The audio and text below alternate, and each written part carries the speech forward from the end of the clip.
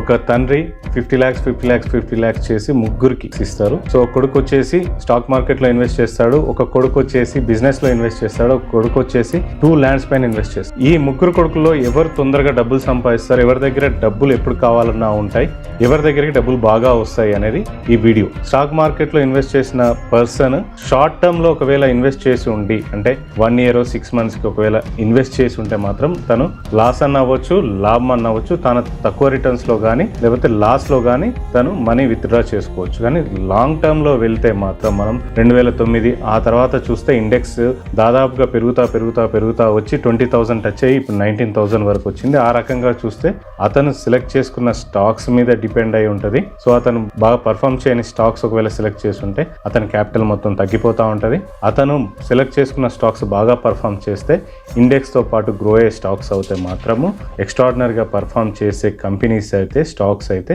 తన క్యాపిటల్ పెరిగిపోతుంది. So అతనేంటి invest చేశాడు, ఇంకా ఫ్రీ అన్నమాట. తను ఏ పనైనా చేసుకోవచ్చు, జాబ్ అయినా చేసుకోవచ్చు, అందులో లాభం ఉండొచ్చు, నష్టం ఉండొచ్చు. ఇది స్టాక్ మార్కెట్లో ఇన్వెస్ట్ చేసిన పర్సన్ కోసం.